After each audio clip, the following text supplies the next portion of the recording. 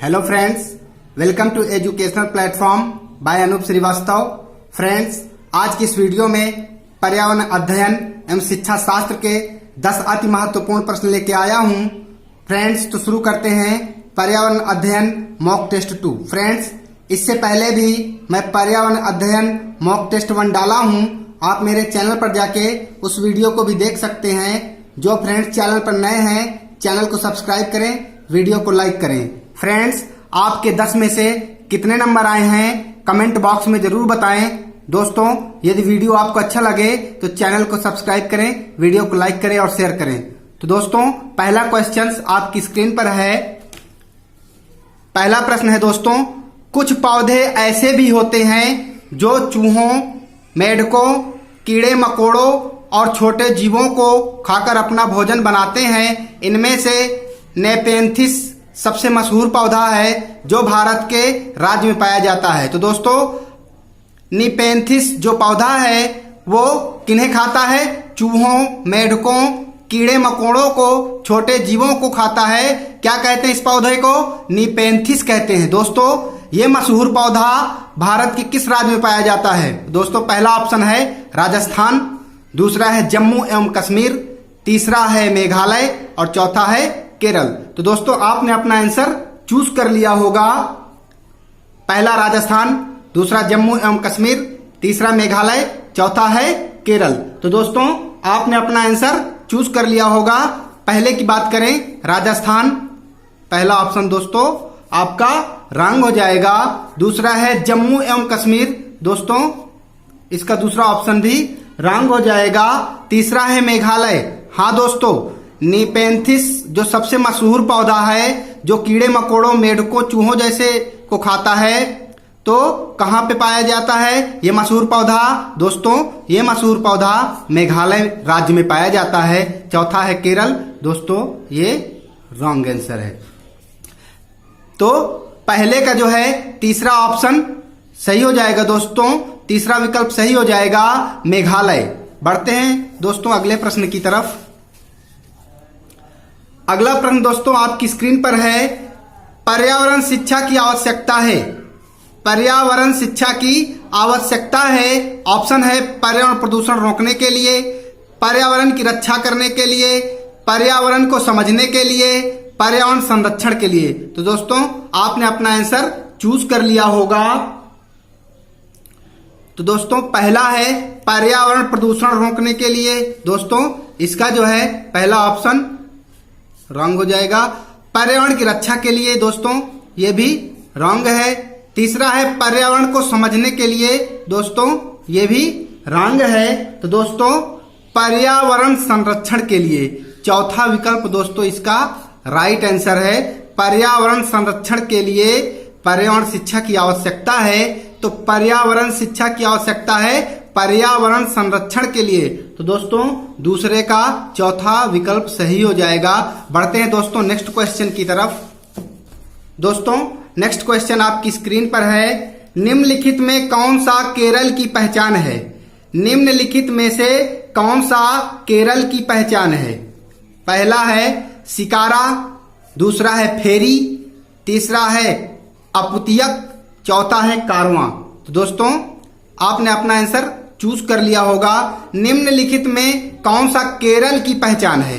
शिकारा, फेरी, अपुतियक, कारवां। तो दोस्तों, आपने अपना आंसर चूज कर लिया होगा। दोस्तों, पहला है शिकारा। दोस्तों, पहला आंसर, पहला ऑप्शन इसका रॉन्ग है। दूसरा है फेरी। हाँ दोस्तों, केरल की पहचान कौन है? फेरी। दोस्तों, बात करें फेरी की, फेरी एक प्रकार का नाव या जहाज है।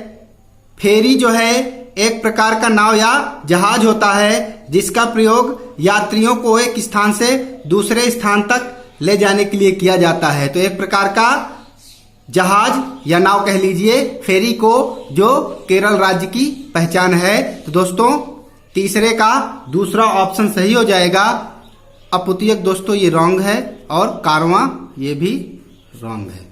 बढ़ते हैं दोस्तों नेक्स्ट क्वेश्चन की तरफ। नेक्स्ट क्वेश्चन दोस्तों आपकी स्क्रीन पर है, रात्रि के समय सूरज डूब जाता है तब भी पृथ्वी की सतह के कारण गर्म बनी रहती है? तो दोस्तों रात्रि के समय जब सूरज डूब जाता है तब भी पृथ्वी की सतह के किसके कारण जो है गर्म बनी रहती है पृथ्वी? तो दोस्तों पहला ऑप्शन है ओजोन मंडल, दूसरा है जलवायु परिवर्तन, तीसरा है ग्रीन हाउस प्रभाव, चौथा है क्लोरोफ्लोरोकार्बन। तो दोस्तों आपने अपना आंसर चूज कर लिया होगा। तो दोस्तों पहला है ओजोन मंडल, दोस्तों इसका पहला ऑप्शन रंग हो जाएगा। दूसरा है जलवायु परिवर्तन, दोस्तों ये भी रंग है। तीसरा है ग्रीन हाउस प्रभाव, हाँ दोस्तों इसका तीसरा ऑप्शन सही हो जाएगा। दोस्तों पृथ्वी की सतह के समीप ग्रीन हाउस गैसों की उपस्थिति होती है। हमारा जो ये वातावरण है, हमारी जो पृथ्वी है, इसके समीप जो है ग्रीन हाउस गैसें उपस्थित हैं जो कि किरणों को अवशोषित करती हैं। जो सूरज की किरणें होती हैं उसको अपनी तरफ अवशोषित करती हैं और तापमान को बनाए रखती हैं, तापमान को स्थिर बनाए रहती हैं, जिससे हमारी पृथ्वी गर्म बनी रहती है। दोस्तों तो किसके प्रभाव से? ग्रीन हाउस प्रभाव, अर्थात ग्रीन हाउस जो कैसे हैं उसके प्रभाव से, ग्रीन हाउस प्रभाव से।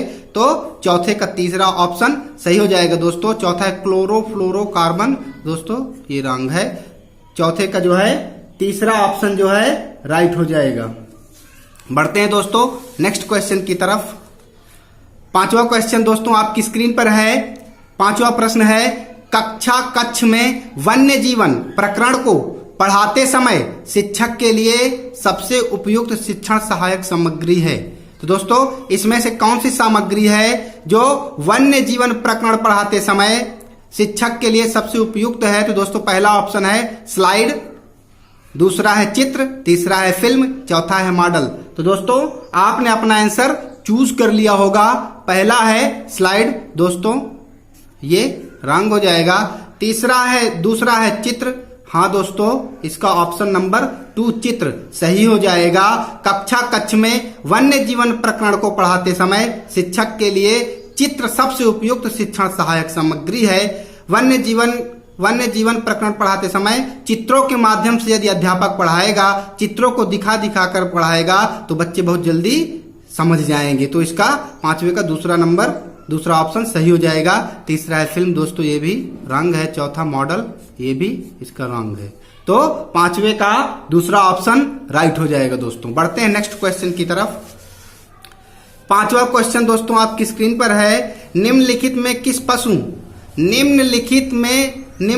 से किस पशु में देखने और सुनने की क्षमता सबसे अधिक होती है? निम्नलिखित में से किस पशु में देखने और सुनने की क्षमता सबसे अधिक होती है? ऑप्शन है, पहला है चीता, दूसरा है बाज, तीसरा है डॉल्फिन, चौथा है गिद्ध। तो दोस्तों आपने अपना आंसर चूज कर लिया होगा। पहला है चीता, हाँ दोस्तों इसका ऑप्शन नंबर 1 विकल्प पहला चीता सही हो जाएगा दोस्तों। चीते के अंदर, अर्थात जो चीता है उसके अंदर देखने और सुनने की क्षमता बहुत अधिक होती है, इसी कारण जो है ये शिकार भी करता है। तो कौन सा निम्नलिखित में से कौन सा पशु है जिसमें सुनने और देखने की क्षमता सबसे अधिक है इन चारों में? तो सबसे ज्यादा है चीता के अंदर। तो पहला ऑप्शन छठवें का जो है पहला ऑप्शन सही हो जाएगा। दूसरा है बाज, ये रंग है।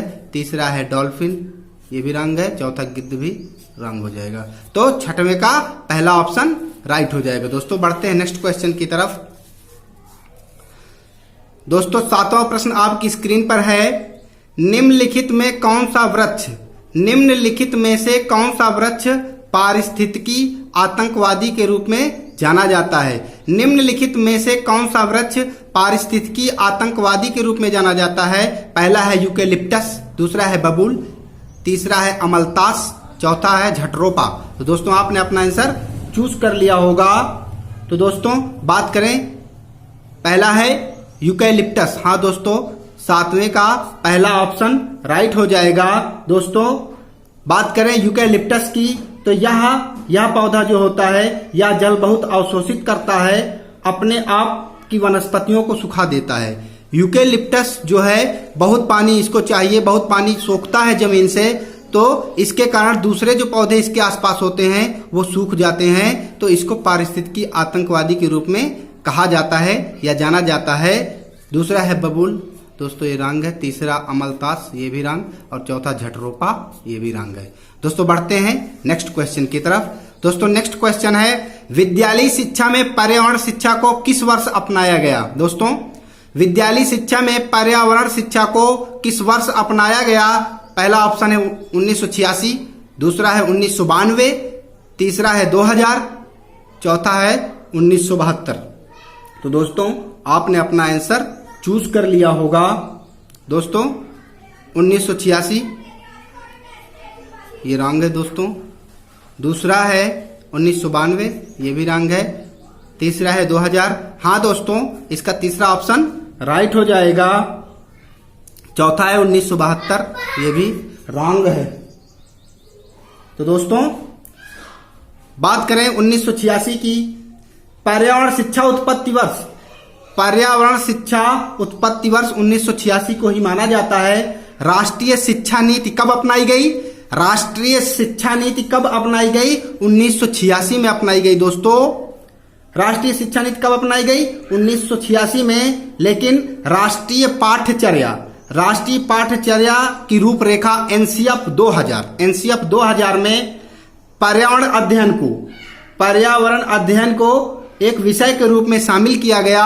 तो विद्यालय शिक्षा में पर्यावरण शिक्षा को किस वर्ष अपनाया गया? एनसीएफ 2000 अर्थात सन 2000 में अपनाया गया। तो दोस्तों इसका 8वें का तीसरा ऑप्शन सही हो जाएगा। बढ़ते हैं दोस्तों नेक्स्ट क्वेश्चन की तरफ। आपकी स्क्रीन पर है 9वां प्रश्न, हमारे देश में निम्नलिखित स्थानों में से कौन सा ठंडा रेगिस्तान है? हमारे देश में निम्नलिखित स्थानों में कौन सा ठंडा रेगिस्तान है? पहला है जैसलमेर, दूसरा है लद्दाख, तीसरा है मेघालय, चौथा है दार्जिलिंग। तो दोस्तों आपने अपना आंसर चूज कर लिया होगा। दोस्तों पहला है जैसलमेर, दोस्तों पहला ऑप्शन इसका रंग हो जाएगा। दूसरा है लद्दाख, हाँ दोस्तों इसका जो है 9वें का दूसरा ऑप्शन राइट हो जाएगा। लद्दाख हमारे देश में निम्नलिखित स्थानों में से कौन सा ठंडा रेगिस्तान है? इनमें से कौन सा ठंडा रेगिस्तान है? किसे ठंडा रेगिस्तान कहा जाता है? तो दोस्तों लद्दाख को कहा जाता है। लद्दाख कहां है दोस्तों? जम्मू कश्मीर में है। तो लद्दाख इसका राइट ऑप्शन है। तीसरा है मेघालय, दोस्तों ये रंग है। चौथा है दार्जिलिंग, दोस्तों ये भी रंग हो जाएगा।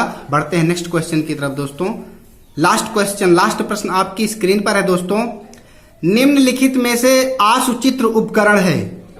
निम्नलिखित में से आसुचित्र उपकरण है सूखा तेल, प्लास्टिक की फनल, स्प्रिट लैंप, अभिवर्धन हैंड लेंस। तो दोस्तों आपने अपना ऑप्शन चूज कर लिया होगा। दोस्तों सूखा तेल, तो दोस्तों आसुचित्र उपकरण ये नहीं है।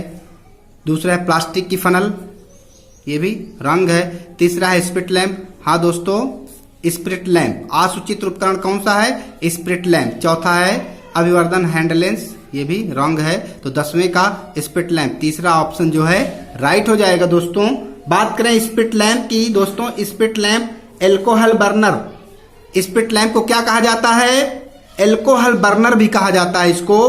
प्रयोगशाला में इसका उपयोग अग्नि उत्पन्न करने के लिए किया जाता है, अग्नि जलाने के लिए किया जाता है। किसका? Spirit lamp. अग्नि उत्पन्न करने के लिए इसका प्रयोग प्रयोगशाला में किया जाता है। तो दोस्तों 10वें का तीसरा ऑप्शन सही हो जाएगा। दोस्तों आज का ये वीडियो आपको कैसा लगा आप कमेंट बॉक्स में जरूर बताएं, और 10 में से आपके कितने नंबर आए हैं उसे भी कमेंट बॉक्स में जरूर बताएं दोस्तों। और वीडियो अच्छा लगा हो तो शेयर जरूर करें दोस्तों। धन्यवाद।